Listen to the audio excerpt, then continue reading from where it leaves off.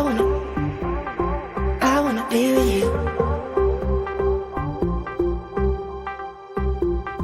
I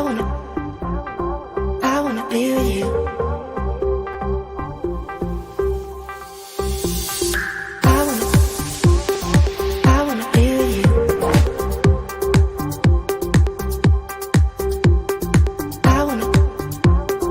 I wanna be with you. Let's go tonight.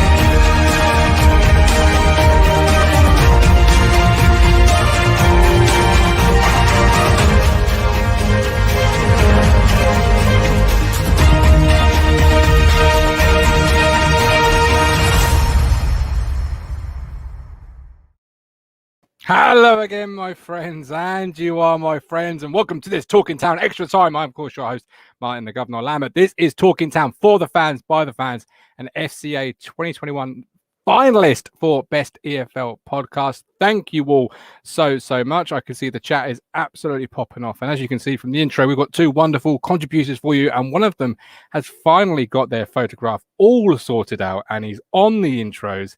And I've tucked that away in the folder nice and safe so he can't go messing and deleting it and pretending he never got one and causing me all sorts of problems all over again. But it's really good to be with you. I've got a banging headache, but I'm hoping the chat and these two lovely lads will guide me and just take me to the end of the show and leave me remaining positive and upbeat following a really good 1-0 win and a weekend. The Town won, the Bears won.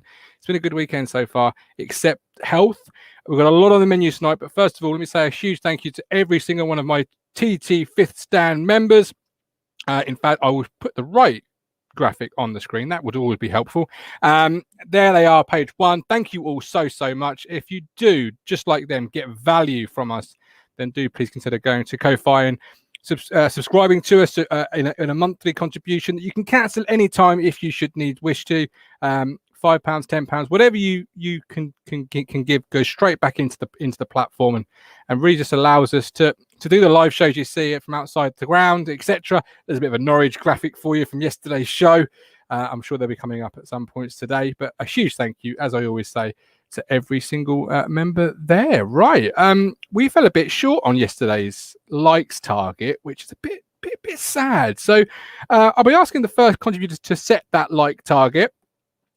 And I'm a bit sad because we don't normally foul when we set a target, do we? And particularly being a positive weekend, I thought, that's easy in the bag. Maybe it was too high. I just don't know. But we have got some great news. We are only 60 subscribers away from 3,000. So if you're watching this for the first time, welcome. This is a platform for you. If you're a Town fan, by the Town fans, as you'll see throughout the course of this evening, do consider hitting subscribe. If you're back and not yet done so, well, you're back. So maybe it's time you hit that subscribe button. And last 7 days, we had 11,384 views. Absolutely amazing. Right. Our first contributor. Let's bring in the guy you can thank for all the well, not all the graphics, because I've been doing a little bit of myself. You can see the ones I've made, and you can see the ones he's made. But the one on the screen right now, you can certainly is thanks to him. And that is, of course, our designer, Mr. George Nunn.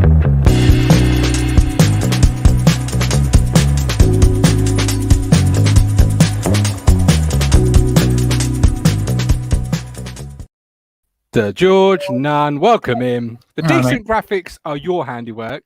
The ones that look like the person who's been drinking the away day beers all weekend has done them. That's my handiwork. I missed the Norwich one. I missed it. I looked away from the screen and you said there'd been a Norwich graphic. I didn't design that one. I mean, that was far too good. But yes, it was a pointless one. They're pointless. As Michael Mayhew says here, Norwich are pointless. First of all, how was your weekend? Let's keep the positive vibes going because Town won. And obviously you are were a little bit pessimistic about Cook's chances and tactical substitutions, etc. But they won. So how was your weekend? My weekend was fine. I sat and listened to the football and was pleasantly surprised by the result. I was a bit concerned for you though, because you were messaging me and then you sort of dropped off about 70 minutes, and I wasn't sure if the beer had got to you. Yeah, it was a bit of both, to be honest with you. I was home alone, so I'd been drinking a little bit in the afternoon. Day drink at your time of result, life, George. and the rest of the weekend was fine too. But it's a good. I'm not going to say start because we're 7 games in, but it's a good change. Let's keep it up. Andy, I promised never watch the stream again. As first time I didn't watch it, we win a game. Hi, Stephen. Welcome in, Colin. Hopefully get a link out at some point in the show. This is, of course, a fan show. So if you are wanting to come on tonight and discuss Town's win, in fact, I'll tell you what's on the menu tonight. And then you can decide when and where you want to jump on. We've got where do you think it went right for Town on Saturday? Hladky versus Walton. What do you do if you're Paul Cook? We've got that positivity. Is this a plaster or a foundation to kick on? We want to know what you think. Curtis, who's also coming on very shortly, has found a little quote he wants to bring up and discuss. Got the Prediction League. I've got something I bring into the party, George, and that's Norwood and Piggott, Unsung Heroes. There you go. You didn't think you'd see that today, did you? Curious about that, yeah. And we'll end the show with the first Way Day memory.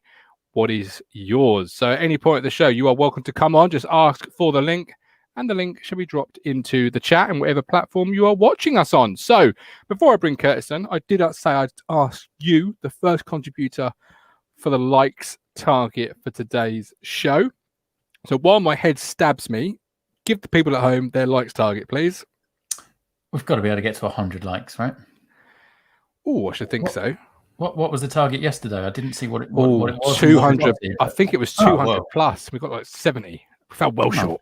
Oh well. Let's go with 100, and I'm sure people will see us well on our way to 200. Okay, absolutely love that. I absolutely love it. Gary Denny, evening, Gov and Town fans everywhere. Greetings from Westleton. Told you would win, and Norwich lost. Happy days.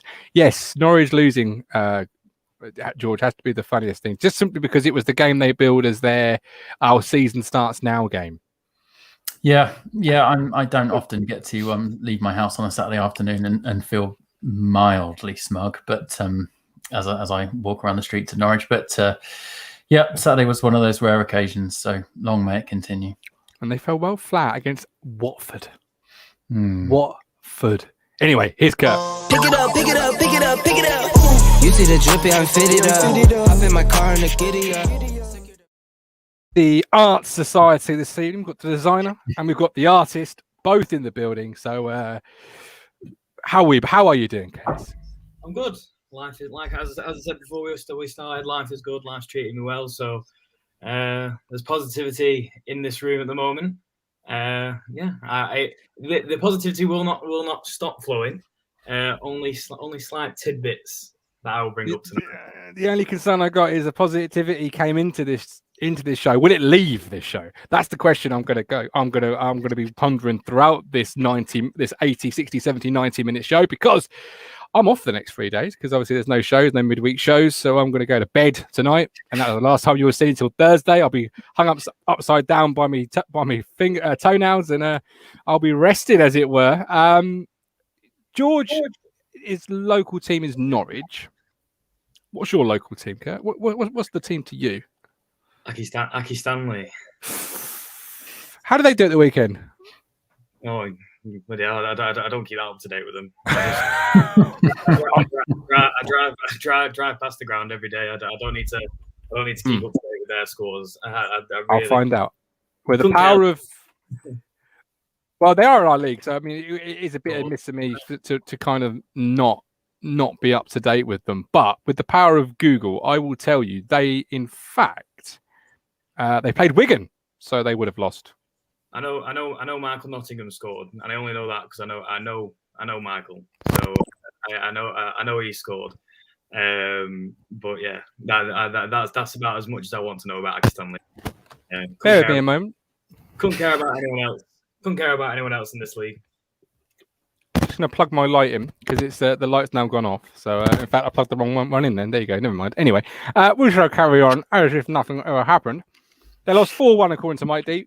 Courtesy of thanks for that, Mike D. So I've lost my train of thought. Oh yes, let's get a few news tidbits in early doors. Kieran Dyer was obviously on SAS. Is it what is it actually called? Celebrity SAS. I've not seen any of it, but I've read a couple of articles as of you, Kurt. And by all accounts, he's come across as a really decent, honest, and quite a strong person as Kieran Dyer. And it didn't end well for him yesterday with health wise, did it? No, I mean I've watched the last, not the last episode itself, but I've watched a couple before that. Yeah, I mean Kieran Dyer, from everything I've always watched with him on, he's always come across really well.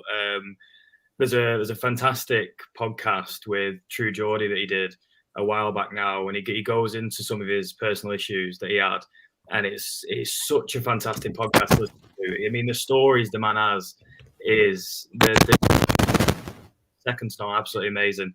I know that he's apparently had to leave due to medical issues of a collapsed lung that he was then willing to. Yeah, that's it.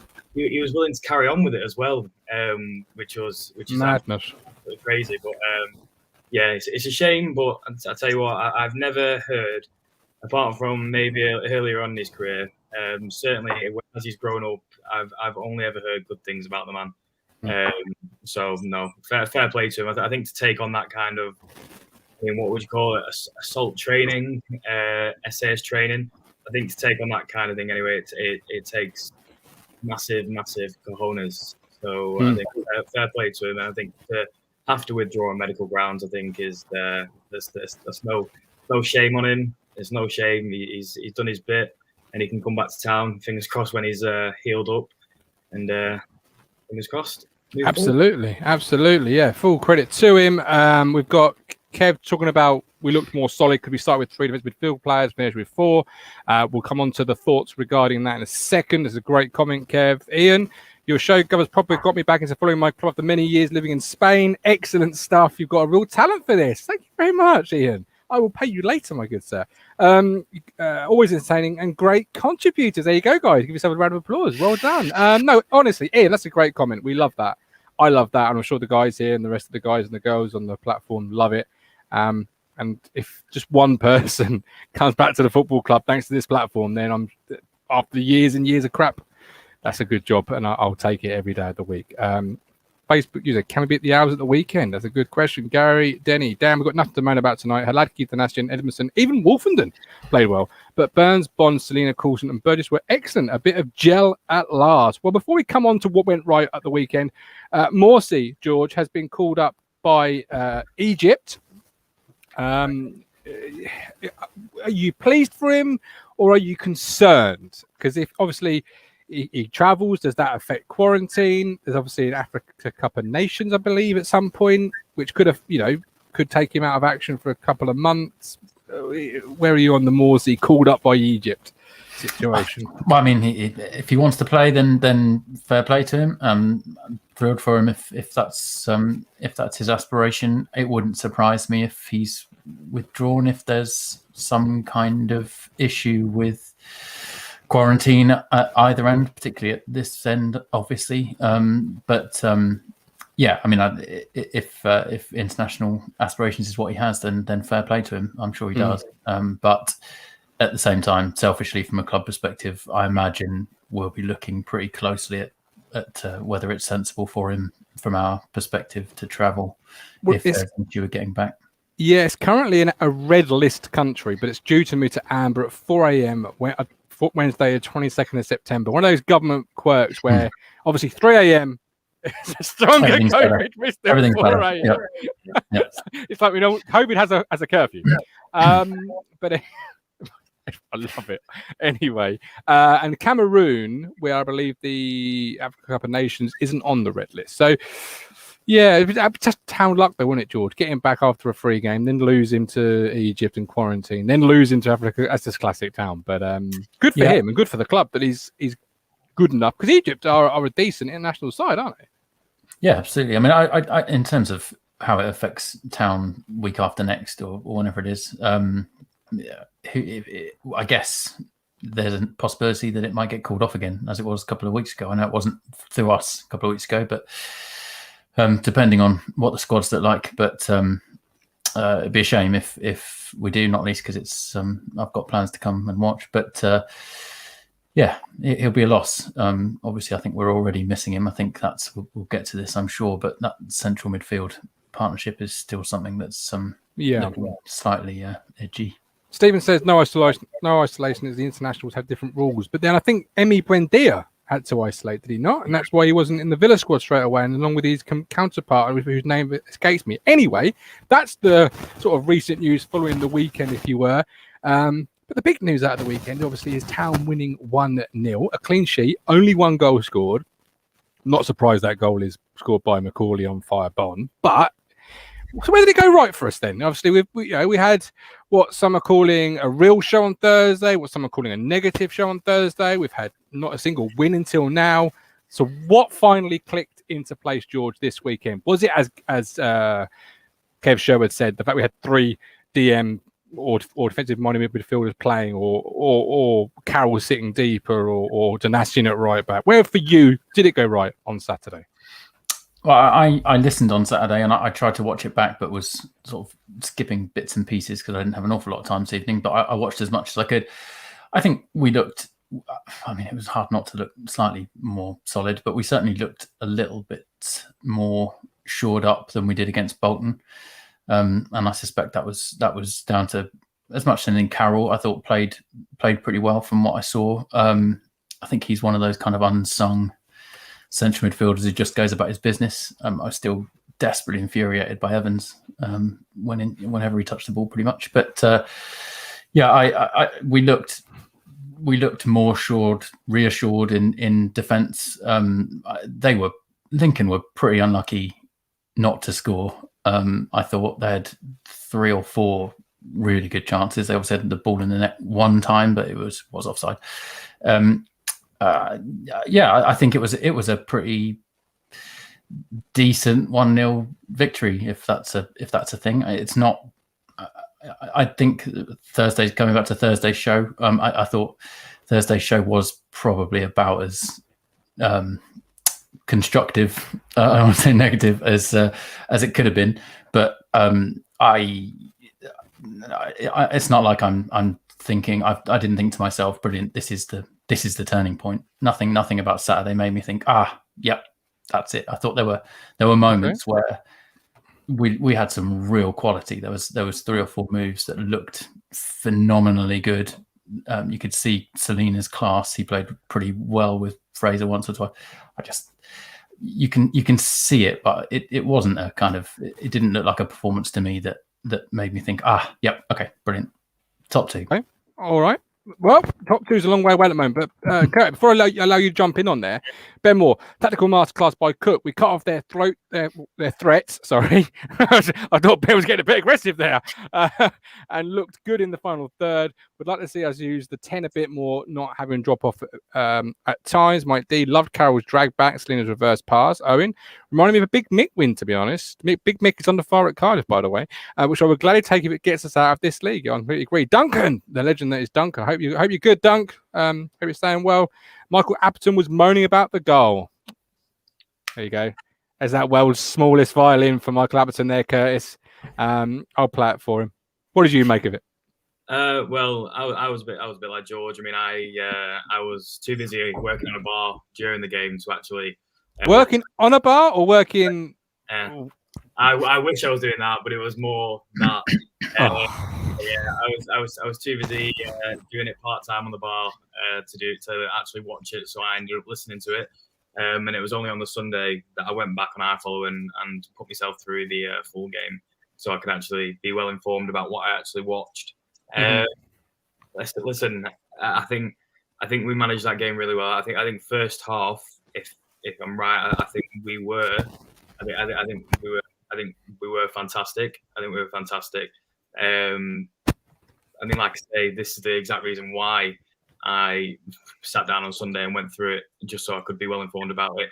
I do think, however, that sometimes, because it's our first win and we're so overjoyed about how we've finally got this 3 points, I think we just need to be a little bit more subdued, because it's fantastic that we finally have got that monkey off our back.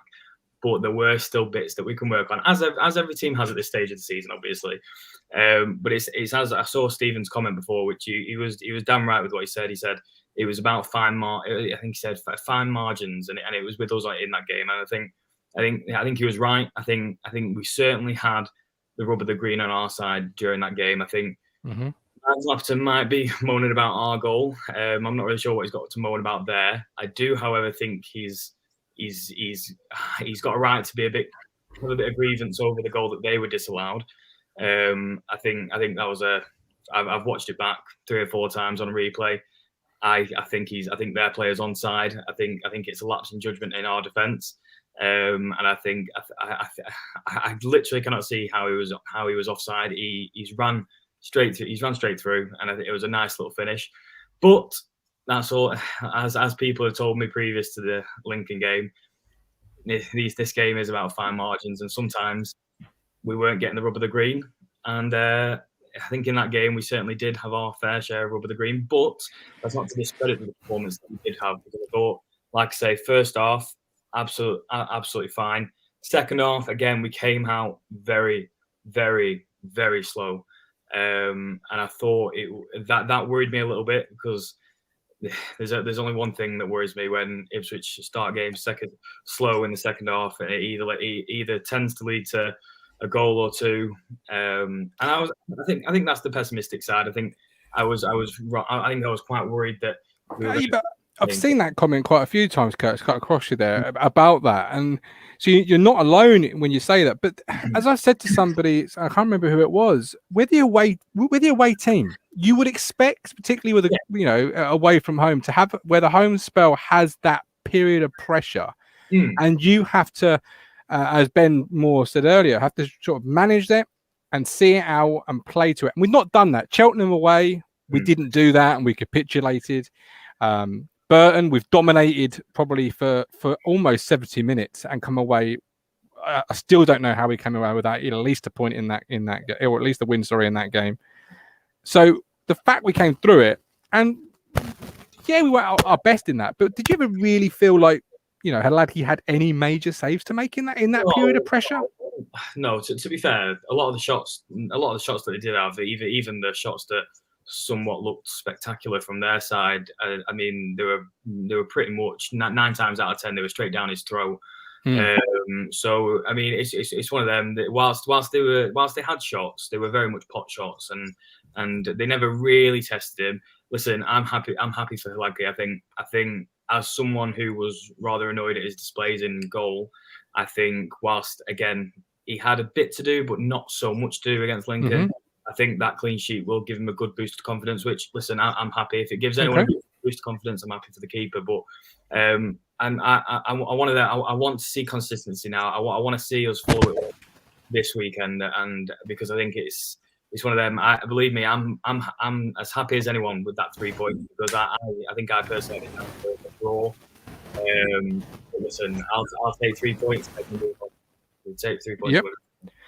Kev, I think you're being a bit too harsh with the right bands on Saturday. Cook knows that. He will also be aware that Coulson's he's been made of glass. Yes, we got the run of green, but for the first 5 games, everything went against us. And I agree with that, Kev. I do think it's unrealistic in the third tier to be constantly at it, and regardless if you've got the best players in the world, to be the team applying the pressure, because there's expectation from the home crowd that their own team will come out storming. You mentioned Hadladke there. We've obviously got Hadladke versus Bolton. I'm questioning it as, but which one would you play on Saturday? Links in the chat. I've also got Stephen joining us. Stephen, welcome in, my man. How are you, first of all? I'm all right. Keeping going. Good man. Yeah, we won a game. It's positivity is flowing. The beer has just been cracked open. I think I heard there by George, or something was certainly cracked open. You're on the beers. Good grief, we're all on the beers apart from myself, because it is a celebratory weekend. How did you see it unplay? How did you see it unfold? Where did it go right for us on Saturday? Well, first off, we were more solid in the defence. You could see, every time one of them were making a block, the rest of them were going up on the goalkeeper, going up, patting on the back, going, well done, nice one. Every single one of them were doing that. That was great to see because it was showing that each one of them were defending each other. They were looking after each other. If someone made a mistake, there's somebody there covering. Even when they put out Burgess on the left-hand side, he came inside to cover for one of the centre-backs. You know, it was great to see. That's the sort of thing that we were missing in the first few games of the season, which shows, you know, we were doing work on that, you know, and we have been doing work on that. But work takes time. You know, it doesn't happen overnight. Then, you know, we've gone through a rocky spell, you know, and everybody's sitting there going, oh, well, Wigan can't lose and Sunderland can't lose. Well, that was us last year, yeah? The problem with that is you start getting confident. You start getting overconfident. And it's what happens to you when you do start to lose. How do you pick it back up again? You know, we couldn't. Maybe they can, but we couldn't. And we started to falter, you know. And also when you get deep into the season, lots of teams are going to get injuries. You know, if we get some injuries, we've got some good players to some good players to come in for them injuries. Well, we've got 9 players who can play number 10 for God's sake. You know, so it's not a matter of where people are now. We know that because we've been there and we ended up mid-table. You know, I'd like to see Wigan when they start drawing or losing a game, which they're going to do. I've never seen a team win every game. No, you know, no. If they do, fair dues, but I doubt they will. I'd like to see what happens to them when they start struggling because they're going to. And, you know, some of them, they were 2-0 up and in 5 minutes, 2-2. You know, so it happens. But I think main thing for us on Saturday was the fine margins went with them. Yeah. With us. I disagree. I think he was just offside. Difficult angle to tell. Wasn't given. So you know. The linesman was level, so he had a better view than I did. So I'll have to defer to him. You know, he said it was off. It was off. You know, and like we should have scored 2 or 3 in that game anyway. Fraser had a damn good chance. You know, Salino, if that guy hadn't took it off his foot, he'd have definitely drilled that in. You know, just before the goal, we hit the bar. You know, we should never have lost that game when we didn't lose that game. But the mindset, more importantly now, is we can hold on to a lead. We can't, you know, we can keep a clean sheet. That'll be vital for the keeper, vital for the back four. You know, got to remember, Salino's not fully fit. He had a fantastic game, even though he was only probably about 50, 60%. You know, Harper can now play number 10, which is another boost. But he did excellently well. You know, we've got Morsey to come in after Sheffield Wednesday. We've still got Edwards to come back in. There's so much depth, there's so much excitement, so much vigour. I still don't see now, even though we had a bad run, I don't see anybody that threatens us in this league at all. George, nobody threatens us in this league after one win. I'm just going to put it to George. I think I can see where Stephen's coming from. I think you see flashes of, like I said, you see flashes of these players, and some of the link-up play, some of the attacking play on Saturday particularly was just, I mean, like for League One, I suspect, like just mind-boggling. And I think I said something similar a couple of weeks ago in terms of the squad that we've got. And I think on our day, and if we can make it all work regularly, then yeah, I think that's in 5 games time. Hopefully, we'll be saying that it's all suddenly clicked into place. And I think that's I think one of the questions that you put earlier, Gov, was is this a foundation to work from? It's not. I mean, it's 1 game out of 7. That's not a foundation. That's a pretty small margins in terms of, you know, good performances. But if we play like that again for the next 3 games and we win 2 of them and draw 1 of them, then that's a foundation to play the rest of the season on. And maybe at that point we can, you know, I'll stand side by side with Stephen and say, yeah, actually we probably, because this squad should be the sort of squad that you can say that comment about, as ridiculous as that is. That's the point. The point I was trying to make is it wasn't being arrogant or anything like that. No. Wigan's won a lot of games. Sunderland's won a lot of games. I'd argue Sheffield Wednesday because they lost to Morecambe as well. So let's be realistic. You know, the top and bottom of it is, you know, we didn't lose because we were the worst side. We lost because we lost that game. They didn't win it.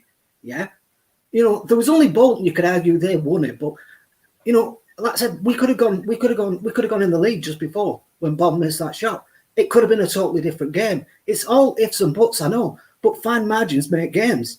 You know, on Saturday, the fine margins went with us. For the rest of the season, the fine margins might go with us. You know, we just do not know how it's going to play out. If you look at team by team, you know, remembering that back end of Christmas, a lot of these teams are going to have big injuries, going to have difficult times. Some of them have got small squads. We've got bigger squad. We've got better players. That will play out over time. You know, it won't play out over 5 or 10 games. That's going to play out over 30 or 40 games.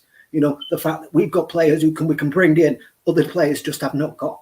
You know, that will play out over time. And that's why I say, over time, we will be a better side than most of these, if not all of these teams. Talking of depth in squad, before I let you go, Stephen, I want to talk about a player that's come back, a player that when I did the keep or sell segments through the summer was the first player people said get rid, no future, not good enough. The Don, Janoy Danassian, come in. He's come in not only for the first time, but came in and started this week and was man of the match as voted by the Talking Town contributors. How did you see his performance? And what sort of, and if you thought he played really well, is it a huge turnaround? Because as I said, he was the first player people wanted out of the door in the summer. It was a huge game for him because that Scully was a dangerous player and he needs to be kept an eye on. It won't be every game that player on that side will be the key player. And maybe then someone like KVY can come in where we don't need to be as defensively solid in that particular, you know, if like, I don't know, the player on the other side, you know, is that sort of player. You don't need Danassian over that side. You know what I mean? You need the Danassian sort of player over the other side, you know, but it was a good game for him. He did well. He impressed, but he does do that. Is he long-term going to be the right fit? Probably not for the now. While we get the wheels back on the bus and get going, probably he's the right fit. I think long-term he won't be, you know. Okay. With the Derby issue, maybe Nathan Burns going to be coming. Who knows? Derby's administration puts everything under on the table now. Nathan Burns got a year left. Administrators might want him out.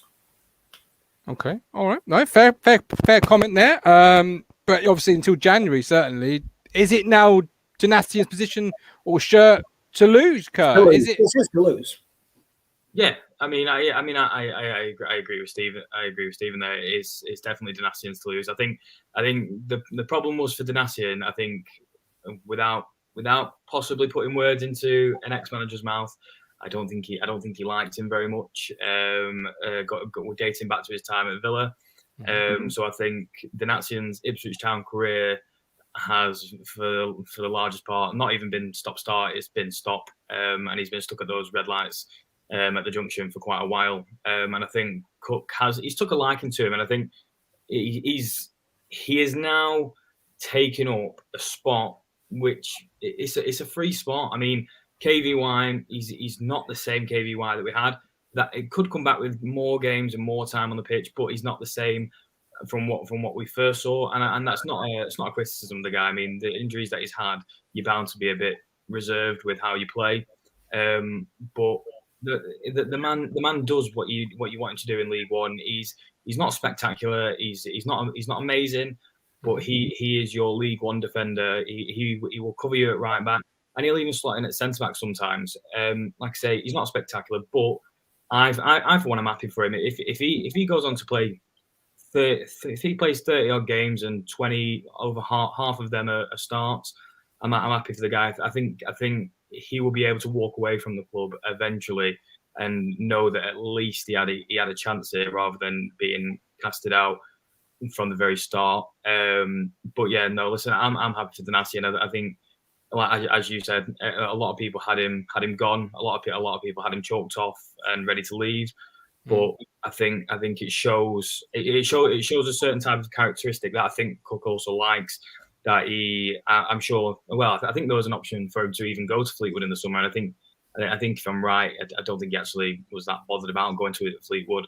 Whether that's down to whatever wage he's on, I don't know. I'd hate to make that remark, but he stayed here. He was willing to fight for his place. He's got his place now. Keep him in, and if someone takes over, then I hope that's down to a good run. I hope that's down to someone else just being purely better than him in that position, rather than down to a loss of form on his part. Okay, we've got Kev Sherwood, only 117 points to play for, guys. Stephen, keep up the enthusiasm. If one thing we know about Stephen, he'll always be enthusiastic about his football team. Monty, make the four-man defence an identity. They don't cross the halfway line. Duncan Ferry, learning process, and they know Lincoln was pull up the socks time with Cook's flexible player change is the moment it changed. The Don is the type of player who knows his role. Jason Clayton. I just want to say one thing though, because before I go, I don't want to keep this. I know people have been saying like we need a straight back four. I don't want this Warnock thing. Remember where the goal came from? The goal came from one of the fullbacks moving forward. So if he doesn't do that, that doesn't happen. We don't get the goal. You could argue it would come from somebody else, but we do need that width. This system is built around that width. If we're not getting it from one, we've got to get it from the other. But I think Morsey will obviously. It'll help in the sense of bringing it out. Yeah, that's in some ways bring that stabilizer to the formation that just wasn't there. Whereas Danasian kind of brings that stabilizer to it by just being a player that keeps his position. But yeah, you're absolutely right, Stephen, as always. Stephen, great talking to you. I hope we speak to you again very soon. He mentioned Selena there, George. Let's talk about Selena. Great seeing him in the Township. Unbelievable he's playing in League One. How good was he when you watched the game back? I thought, as I said earlier, I thought there were glimpses of how just ridiculous he could be in League One. He looks off the pace, looks a little unfit, but just some of I think someone mentioned it in the chat earlier, that the little reverse pass that he made. He played a couple of them actually. He looked like he was linking up pretty well with Fraser after virtually no time at all in terms of them playing together. And yeah, really unlucky that the ball was taken off of his toes just inside the box in the first half. Yeah, I thought he looked, as I think some of us, all of us, most of us probably expected he would look in League One, which is just a bit tasty. Yeah, not fully fit. Nice reverse passes. And are you looking forward to seeing what a front three of or four of Bond, Selena, Fraser, Chaplin? I mean, you've got so many different options that you could really put together, but he did show his class despite being 60%, if that fit, didn't he? And that's in it. I think. I was talking to a friend of mine yesterday, and he's a Stoke fan, and I was saying how I mentioned how we got Selena, however it's pronounced. I mentioned Selena. I mentioned that we got him back, and he was convinced he was still at Dijon, and he was completely surprised that a League One team, albeit as of our stature, had managed to get him. But like you say, the man was running on 60% fitness. He was running on 60% fitness and 40% of adrenaline is what he had. I think for the majority of that game, he was very much pumped. He had the backing of the whole away stand. The man has quality oozing from both of his feet. The man, why he wanted to drop down to, I'm sorry, but whoever did the negotiating, from Paul Cook to Mark Ashton to, I don't know, Doris, the tea lady. Doris. Whoever. And I wanted her sacked. Whoever got in and convinced him to join a League One club, especially with not great results churning out during the transfer window, is amazing. And I know he's got a fantastic relationship with the fans, and I know that from the last loan spell he had, he absolutely loved the club. But to have a player of that quality in this league is unheard of. You don't have players like that drop into League One. No. And listen, at 60%, like Selena, we saw him. We saw him. We know what he can provide at 100%. So if that's a glimpse of what he can provide against Lincoln at 60%, I hope we ease him in. Me personally, I'm going to throw it out there. I don't want to see him start the next game because I'm very worried that if we keep throwing him in from the very start, we're going to see an issue at 20 minutes where that adrenaline has come back down and then he's going to be knocked on his arse. But if we ease him in for a bit longer, and then when we head into November, hopefully 100% fit, whack him in, get him in, scare the defence, because honestly, he's at 60%. The man he's on another level. He really is. Yeah, we've got a couple of comments. Got Colin coming up later on towards the end of the show. He also says how he felt about his day at Lincoln. Prediction League, still lots coming up. We've got Jason Clayton, Plymouth for fourth. Only conceded 4 goals so far. Should have kept Wilson even as backup. Evening Spring Bean, welcome in. We're currently on, George, just to give you an update on your, was it 100 target you give us? we're on 43, and there's 103 watching right now on YouTube. So if they all hit that like button, if they're all getting value from us, we'll reach George's 100 likes target. So maybe consider doing that. Lee Bayliss. Once we proper click, we'll tear this division apart. Emerson Fairweather. Thought we were going to get Selena special and open in front of him second half, but chose to play Bonin. Lee Anderson walking away from the game, listening to Lincoln fans saying we have better players all over the pitch. The only reason why I mentioned the fitness as well is, as we saw with Hayden Coulson. Yeah, I think you're right too. Yeah, a soft, because as Stephen said, is you've got 30 games, 40 games, blah blah blah. It's big season. Let's not rush out, rush out and get him injured in the first, couple of games. Let's go soft with it. I think I completely agree with it. Nathan Morsey, Evans, Bernstein, Edwards, Bond, hearty emojis. Mike D. I heard Doris try and tramp Holy from a T-boy, but he keeps dropping everything. Right. We're going to hope, obviously, for a Town win this weekend and hope it's a bit like a bus and they come around every 5 or 10 minutes. Ipswich Buses, your local bus company serving your football team. Buses run every 10 minutes. Avoid the traffic. Don't get stuck in the delay. Get Ipswich Buses today. Every 10 minutes. And you can go contactless, George, on the routes. How good is that? Could have done with some of that when I was getting I can't remember what number it was that ran down Spring Road. Was it number 3 that I used to get into town all the time? Quite possibly, yeah. I know the old Cop Dock one, the one goes through Chantry, got leather seats on it and Wi-Fi. But in all seriousness, don't drive to football on Saturday. Get the bus. Join us before the game. Join us after the game. Avoid all that traffic and go contactless. How good is that going to be? Right, Christian Walton, Haladki. Who are we keeping in goal? I'm going to ask George, because last time I asked Curtis' opinion on anything Christian Walton related, we had a major meltdown.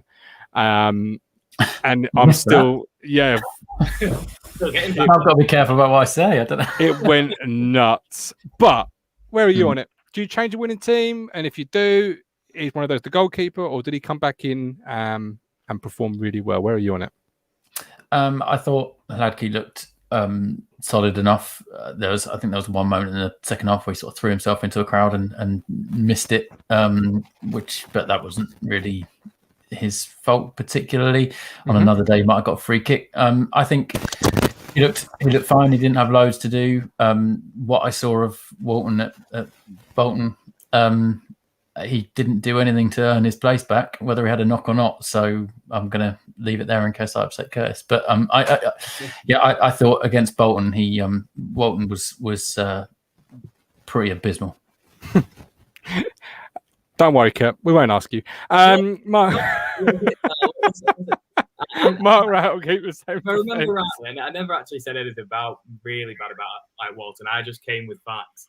But listen, I don't think he can drop Blacky now. I think he's got that elusive clean sheet that we needed.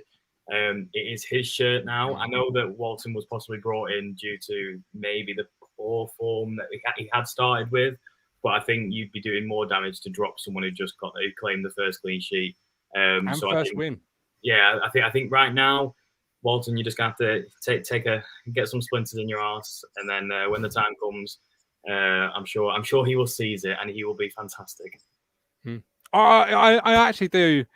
I do sort of agree with you. Leo says he'll play who he thinks the best keeper is. Is that simple?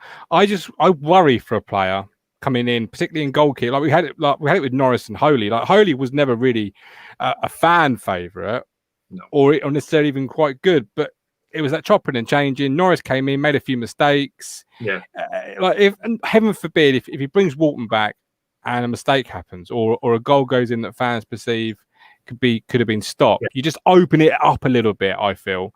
Whereas right now, you've won a game, you've got a whole week off, just play the same team and say to the lads on the outside looking in, like Carl Edwards, like Christian Walton, and further afield, if we win against Saturday, Sam Morsey, you say, win the shirt, keep the shirt, and then when you get back in or when you get your chance, you take it and you run with it, and then you don't let the person back in. How do you feel about it, Milk Tray Man? How do you feel?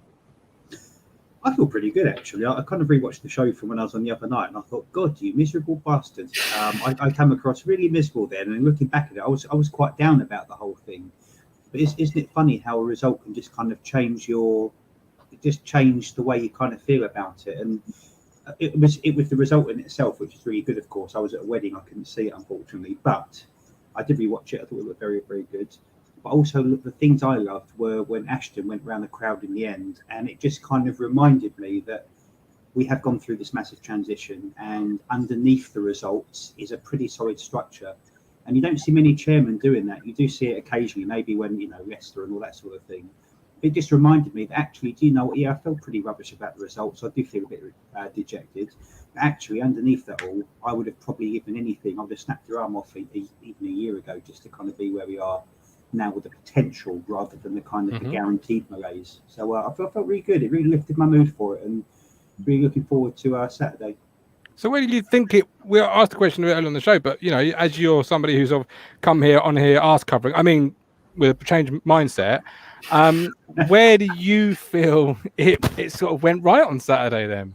I would say that Dynastian looked really, really good. I think he's an excellent player. I don't think he's ever really not deserved the place when he is in the team, and it's always seemed to be that perpetual filler in, waiting for your main person.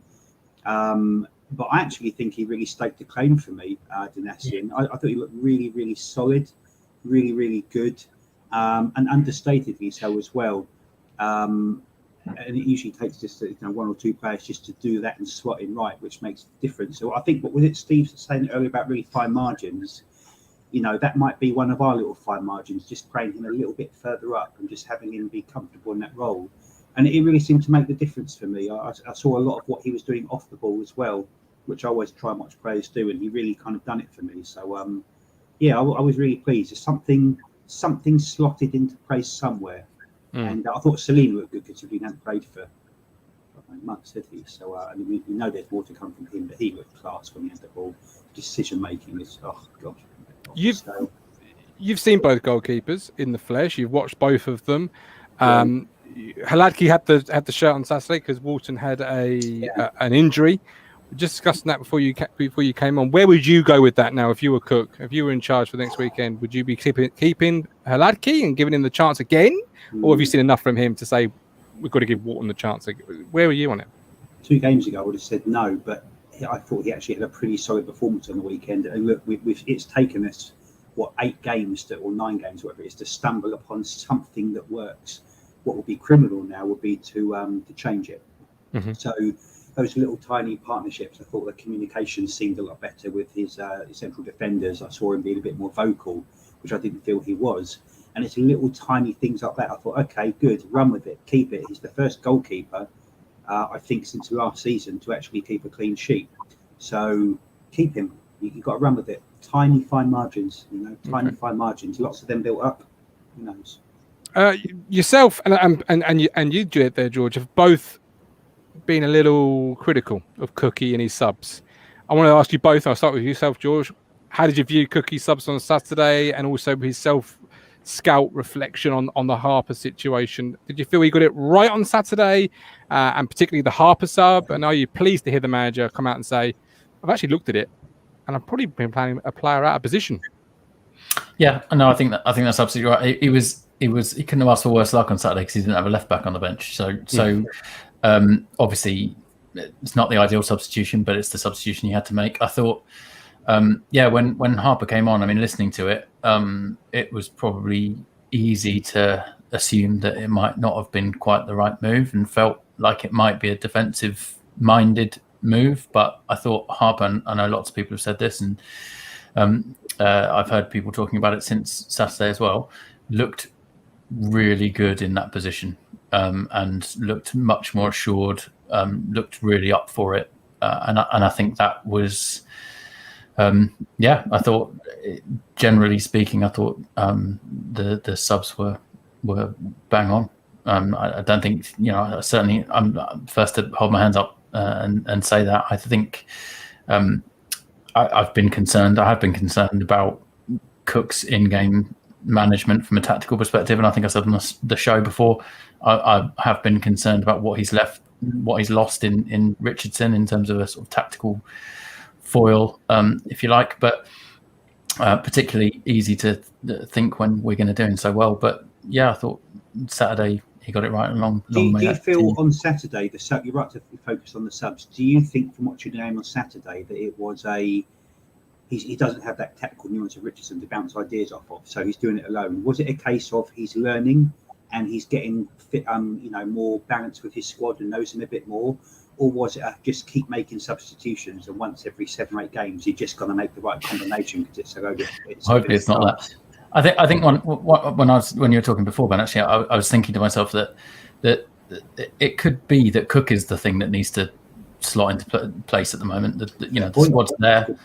I think he probably is finding his feet after losing Richardson. I think not bringing a number 2 in is a brave move, and one again that's easy to kind of question whether it's his kind of coaching staff that are finding their voices a little bit, because it must be difficult to stand up to, especially for someone like Roberts who's been on the pitch.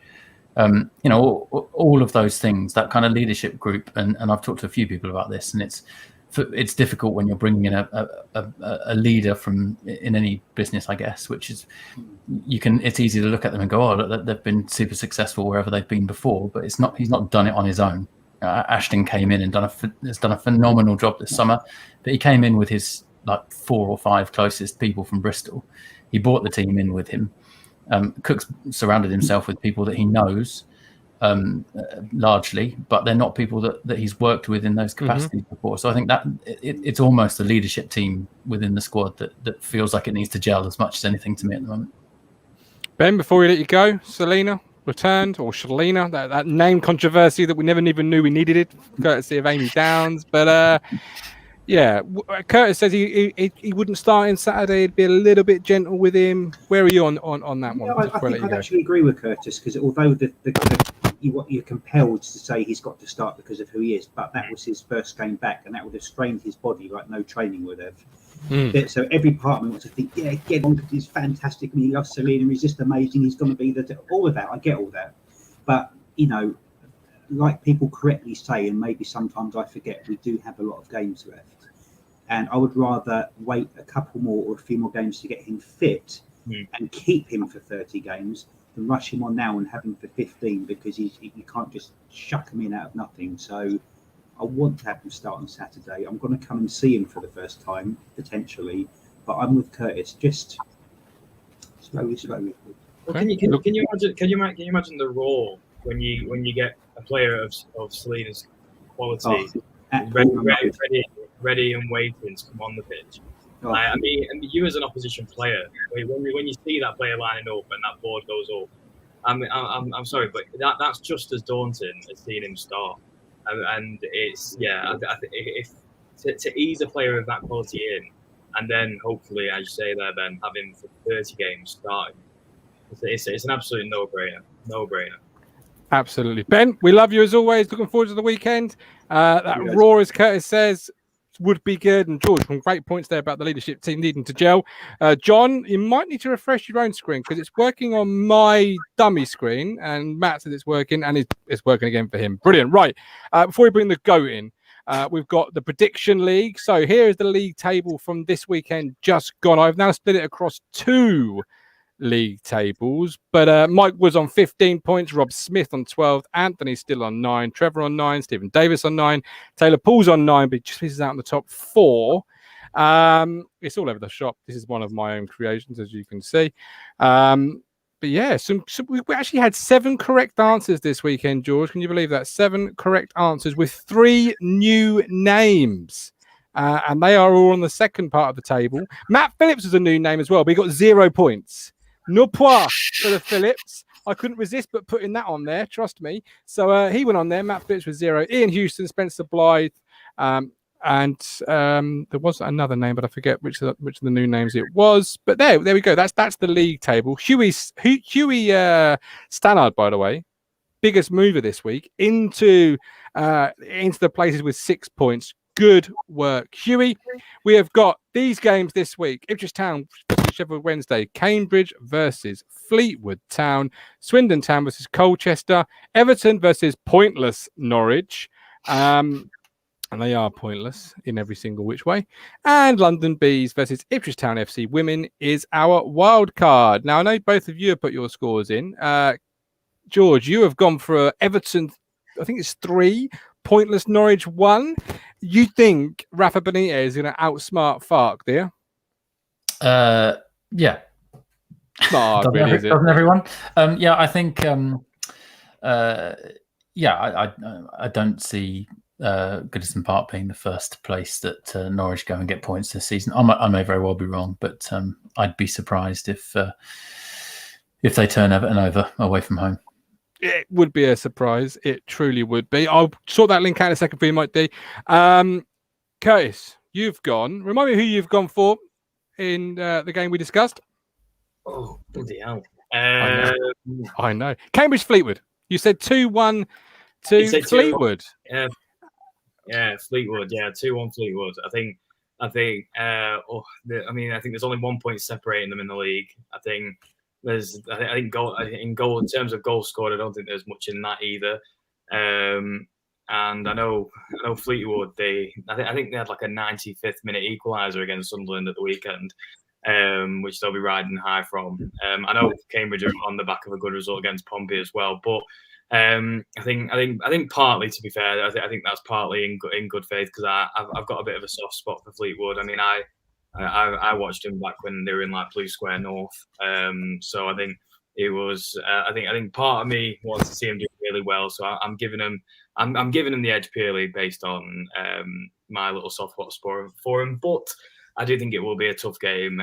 Obviously, they do both score goals, and I'm just going to give the edge to Fleetwood on this one. I'm going to give him the edge on that. Shocking. But, a little losing streak for Cambridge before we play them would be delightful. The link is now in the chat and it's working. After working all day, decided to have a little bit of a break on me, but it's back working. I'm giving it a bit of a kick under the desk. So get those predictions in. Spot prizes, as always. Keep your eyes and ears on Thursday's show. If there'll be a spot prize, there might be. There might not be. I can't promise. But you never know. John, when are you next at Portman Road? This Saturday, John. This Saturday. The pre-game show, the post-game show, and I'll be sat in Block B, row E, seat number 1. Been sat there for many years, but not as many as this man, the GOAT, Colin Plum. Here he is. Welcome in, Colin. How you doing? Colin? All right, Gov. George, Curtis. First thing I'd like to say, Gov, is how are you, my old friend? To me? Yeah. Sorry, I was just looking at the chat for a second. I thought he's not going to talk to me. He's not going to talk to me. He gets bored of me. How are you, my old friend? Yes, better to be sat with friends. I've got a throbbing headache, absolutely throbbing. Okay. But this isn't Dear Deirdre. This is Talking Town. No. So no one wants to hear about my problems. How was your day out at Lincoln? I'm sorry I couldn't drive you, my friend, but how was your day out? You saw Mark Ashton. You and Mark Ashton, you appear pretty close, mate. The day was absolutely fantastic, and I wished that I'd have shared it with you because me too. I got home from my work and I literally had a quick brush up and what have you, and I got in the car and just went. I got to Lincoln at about 11:30, 11:45. A few people milling around. Thought have a little walk around the ground, and I was walking up towards where the players. Here comes the first name drop. Who did you see? Who did you see, Colin? Let me think. Who did you see? So I walked up towards the players' tunnel, and there, my goodness, I couldn't believe it, stood Mr. O'Leary. So over I go, and I shook his hand. I said, "I'm Colin," and he said, "Pleased to meet you." And we had about 20 minutes, I'd say, with each other. We were speaking about the West Brom scenario and all this, that, and the other. And he was telling me about how well he knew Sir Bobby and all this, that, and the other. And we just had a brilliant conversation about like the 60s, 70s, and 80s kind of football and that kind of thing. And we was talking about David Sheepshanks and blah, blah, blah. But he was the most superb, warm person that I've met since David Sheepshanks. An absolute gentleman. I hope he watches this because I did say that I do a little bit on Talking Town, and he actually had a quick little word with Rich, believe it or not, on the telephone, because Rich rang me as I was speaking to Mr. O'Leary, which is quite And you literally went, hang on, Rich, speak to Mike O'Leary. And you gave him, and poor Mike O'Leary was like, yeah, but honestly, Gov, he was fantastic. And yeah. So anyway, I was talking to Mr. O'Leary. Then all of a sudden, Mr. O'Leary said to me, look who's walking up here. So up comes walking was Paul Cook. Second name drop. He wasn't on the coach for obvious reasons. He was in his trackie and his training top. Come walking along, I put my hand on his shoulder, and from my heart, I said to him, whispered in his ear, I hope the boys win for you. Colin Plum, coach whisperer. And he really appreciated that, Gov. And we won. So every week we won, boy. Yeah. Paul Cook has got to give you his ear for you to whisper into. That's the way it works, mate. We all know that's the way it works with luck. You got to keep it going. Anyway, the Mr. Ashton thing we'll leave till the end. Oh no! The people in the chat want it now, Colin, because people want to discuss how much you and in your words, I think it was fucking love you, Mark Ashton.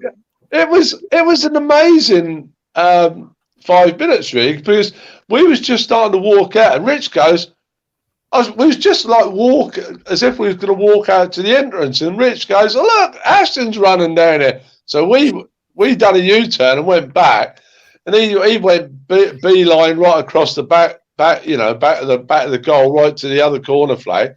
Then he came back again, and I did my bit. Rich done his bit, and I found myself on about 2 or 3 videos this morning, also in the East Anglian, and God knows what. So everybody caught a little bit of the goat, and Rich and Callie, and God knows what else. So it was fantastic, and it was the most important thing to me was I wanted to meet Mark Ashton, probably not under those circumstances.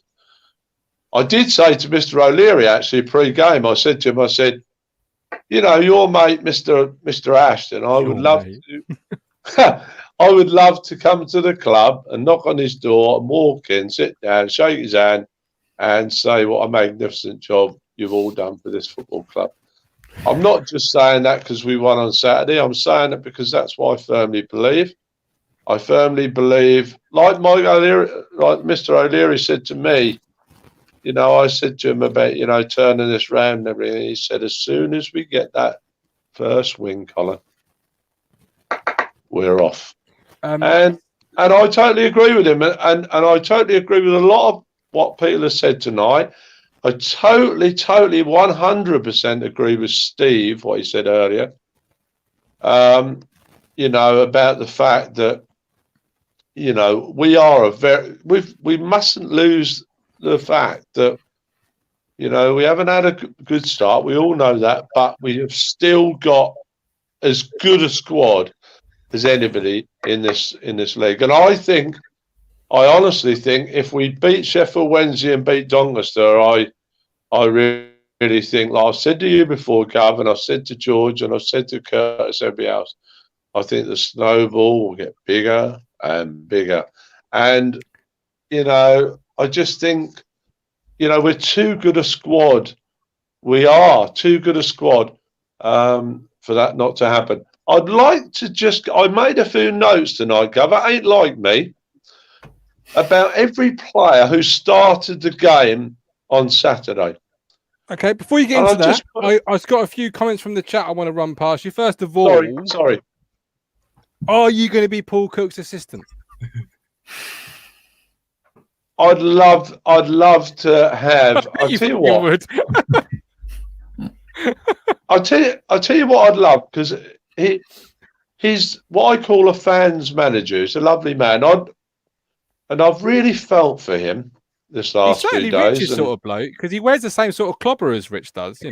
Let's be honest. Every time you see Rich is in the old training gear. Whenever you see Paul Cook is in the training gear.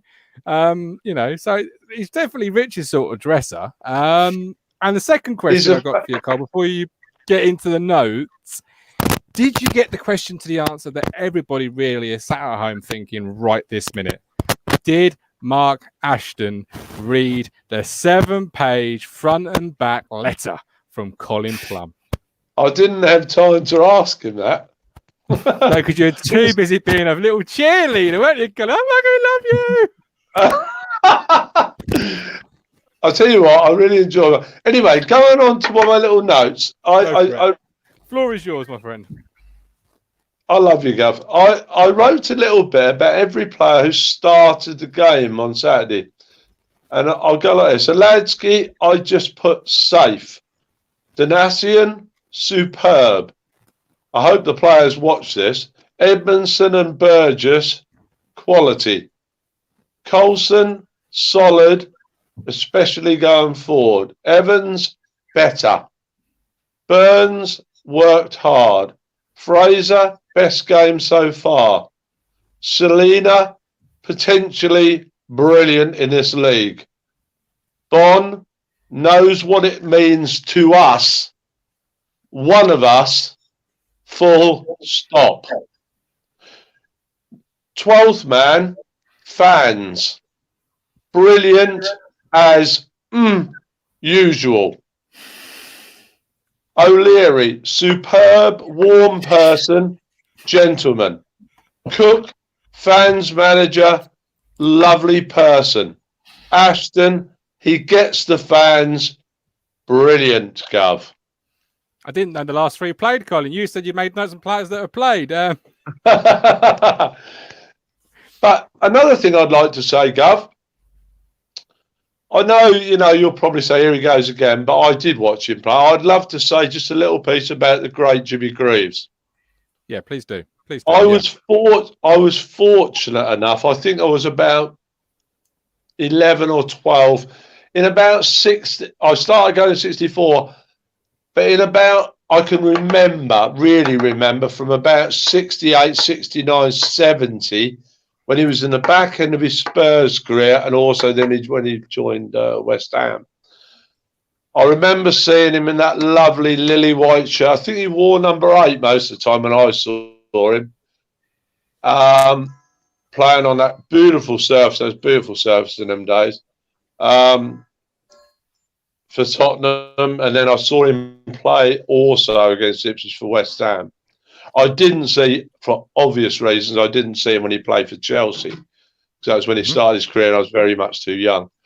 But I saw him at the age of about 11, 12, 13, 14, and obviously in the World Cup. But first of all, I'd just like to say, and I mean this from my heart, because he as Gov knows, he is one of the, well, there's a few in there, the England boys we lost. But he's one of the few players who's actually in my shed. He was, like a lot of people have said, he was the person you wanted to be on the park, in the school playground. You wanted to be Jeff Hurst, Martin Peters, but you always wanted to be Jimmy Greaves. Jimmy Greaves, and I remember all the match of the day games. I remember him on the black and white TV at home when he scored that magnificent goal on match today against Newcastle. I remember that it was yesterday, watching that with my dad when he used to let us stay up and watch match of the day. And I remember the first time we ever went to Tottenham, and my dad said, "We're going to Southend with the tide out today, Colin." That's what they used to call White Hart Lane in them days. After October, they used to call it Southend with the tide out. So so much sand on it. But I'll tell you what, because he played on the surfaces that he did play on, made him, in my opinion, the greatest English striker there's ever been. I can remember during the World Cup, I was 9, nearly 10, and I remember it nearly broke my heart when he got injured against France, I believe it was, in the last group game. He had that bad shin injury, and then Jeff came in for the quarter-final, scored, and then obviously Jeff played the semi-final. Jimmy was actually fit by the final, but Alf, quietly went up to him and said, "I can't change the side." There was no substitutes then. People don't realise that. It was No, you had a 22-man squad, but there was no substitutes. I think the substitutes come in the next season. The one substitute came in the next season. So Jimmy Greaves never even got the chance to wear the number 12, if you like. Although he was a number 12, you know what I mean. But he said he understood Alf. I really respect him there. He said all of his life he understood it. But I know deep down it hurt him. It hurt him for the rest of his life, the fact that he never played in that final. Must have done, yeah. And funnily enough, I read an article today in my paper, and that was a very good article.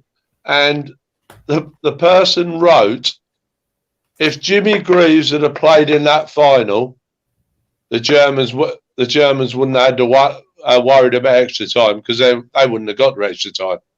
He was that good. I mean, his goal ratio, I was looking at it today, 357 goals in the English top flight. Wow. Alan Shearer, 280 something. I think he's about 70 behind Jimmy Greaves. And Jimmy Greaves played less games than Alan Shearer. And Alan Shearer, he was the only Ronaldo and Messi have scored more goals in the top 5 divisions in Europe. Only Ronaldo and Messi.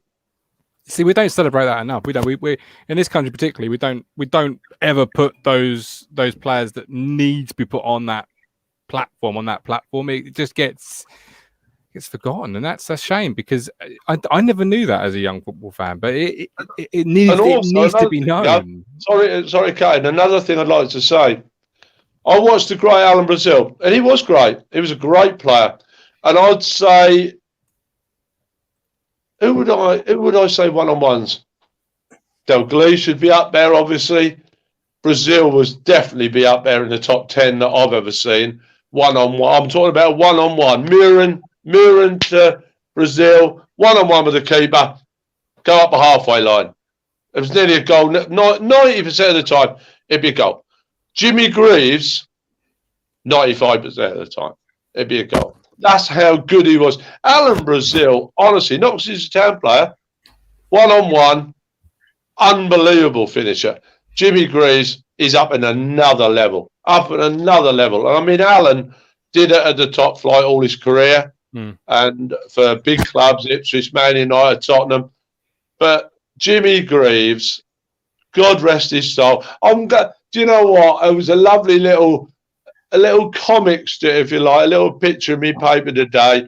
Saint was the other side of the gates, and Jimmy was just coming up to the gates, and they were like, it was like they're back together, Saint and Greaves. I thought that was lovely. I thought it was lovely. Colin, you tell some of the best stories, and you paint some of the best pictures, and you really do fill in the platform. As younger fans, such as myself, and I'm sure that the two gentlemen with me here tonight, and I can't thank you enough for what you've said tonight in regards to such an iconic player. And I know some. The last thing I'd like to say is I send all my condolences. I always do this because I mean it. I send all my condolences to his family. Absolutely. His wife Irene is still alive. She's well into her 80s now. He's been married. He'd been married, I think, 50 or 60 years, I think, or something like that. To say, and that was another lovely thing about the stories I read today. She always stuck with him because he beat those demons. He had a lot of demons. We all know about that. Mm-hmm. But he hasn't had those demons for a long, long time. And Irene, God bless her, I mean, she stuck by him. And that's marvellous from his wife's point of view. I mean, he did have a lot of problems in his like early 50s and that. And I did see a good thing today, actually, on about Anglia, Barry Fry, when he retired for about 7 or 8 years. And I suppose he's, I can still do it. So he went and joined Barnet. He scored about 25 goals in one season for that lot. Mm. You know, I mean, he was just an absolute icon. Stephen says you can still watch them on YouTube. They are still great, so funny and great to watch. Steve, those who don't remember him should check out YouTube. He was a genius. And John, best striker for years to years. Colin, it's been a real pleasure sitting with you this evening. Stay well, and hopefully we'll talk again soon in the future. And thank you, as I've said previously, for sharing those memories of a great player. Thank you, Colin. See you Saturday, mate. See you Saturday, mate. Yeah, certainly. Cool. Curtis, George, as we round up tonight's show, and it's been a really good show, positive. The positivity's kept to the end, and we like that.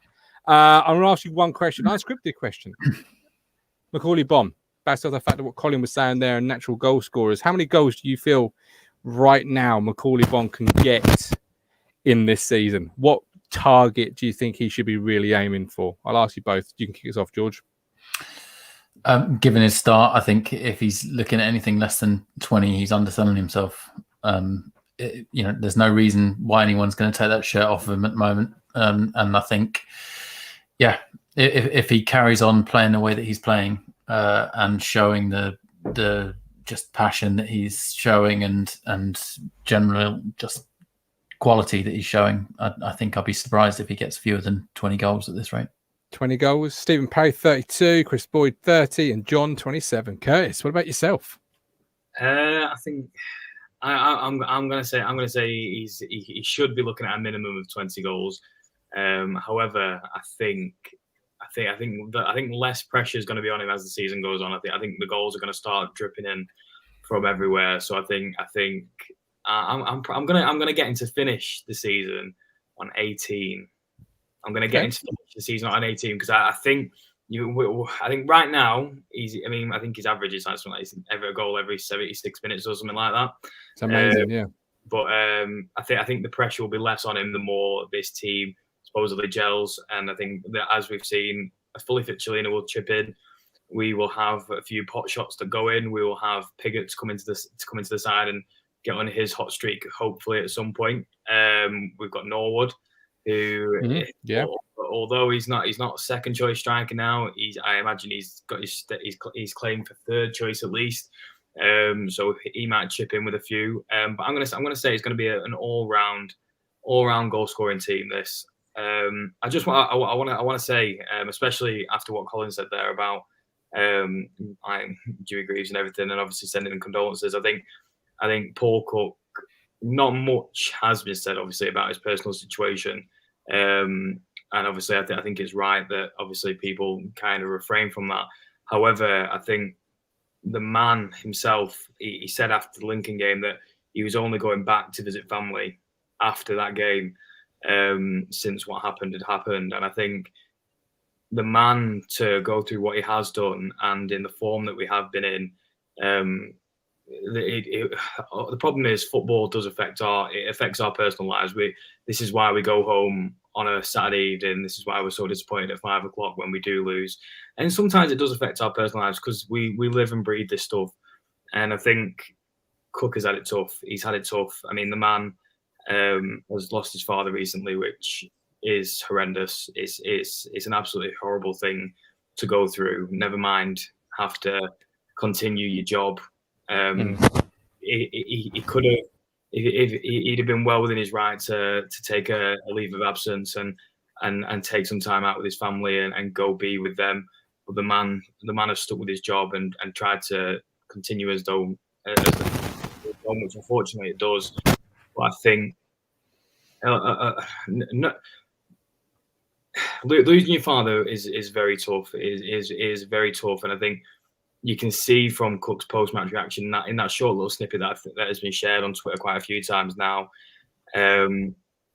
the support base that he will have had from his dad throughout his career, throughout everything that he's had to go through, and he's lost that now, unfortunately for him. And I think now more than ever, I think as fans we can show that support. Because the next weeks, months, it's going to be absolute hell for him. It is horrible, and I feel so sorry for the man. I mean, I lost my dad just before I turned 20, and it's absolutely horrendous. And I wish I could only wish that I got as much time with my father as hopefully Cook got with his. But now, hopefully, with that win and the positivity that comes along with that win, we can make this a lot easier for him, and hopefully we can make such a horrible time a lot, well, not better, but we can hopefully make it an easier time for him off the pitch, certainly, because it's got, and I know we all, well, a lot of us know what he's going through, and I think if there's anything we can do now, I think it is support the club on and off the pitch, not just as a manager but as a man. I think we look at Cook as a manager, and we forget the man sometimes. And I think sometimes men they I mean, as we saw with Cook, he got choked up when he just said, he mentioned it in a passing mention. So I know for a fact that when that camera was off, the tears will have been streaming, as I'm sure they were for many people when they saw that. But now we can do our bit for the man, not just the manager as well. Absolutely. Lots of comments coming in saying, well said, Curtis. Owens is an emotional mess. Steve says, great show. Thanks, guys. On the Bond goals, we've got Colin with 25, Duncan with 30, Mike with 22, and John with 27. And yeah, Curtis, just really, really special words there. I was watching an interview with Chris Wilde. He said about football affecting personal lives, and being a football manager, it's always with you. It's a job that you never leave. You know, in the sense of like even when you go for a holiday, most he got was a week. But even then, the phone's ringing, agents are ringing, and it can be a really tough job. So yeah, you know, we don't know the support his dad's given him over the years, and yeah, hopefully Saturday is the start of something and the start of the Cook era. We've got Duncan. I agree 100%. Great people, great strengths in TT. Thank you very much, Duncan. Hovercat says Town we promoted this year. Simple as that. Colin, my dad was my best friend. Jason Clayton, the club is in good hands. Sometimes some things are more important than football. Absolutely. But we are done for this evening. This is Talking Town's Extra Time. Don't forget, please do give us a like on YouTube or whatever platform you're watching us on. We're currently on 65, so a little bit short of George's target, but we should be hitting that. Even if it's just for Curtis's words and Colin's memories of an absolute legend. They themselves deserve thousands of likes for the things they've said this evening. They're absolutely really incredible words. That is, of course, the designer, Mr. George Nunn. That is the artist known as Curtis Yates. This is Talking Town, an FCA national finalist. And I'm going to leave you tonight. Don't forget you can support us on Ko-Fi. Link is in the chat, in the description. Every pound gets put back into the platform, keeps the lights on, although mine too did go out. So there we go. I'm going to leave you tonight with a little bit of a funny quip. It's a headline. I'm not quite sure where it's a headline from. I think it's some scientific journal, but here we go. Scientists intrigued by strange blobs on Uranus. Good night, everybody. God bless. We're on a journey, looking back on the things that we've taken for granted, but feels like we're learning to be better.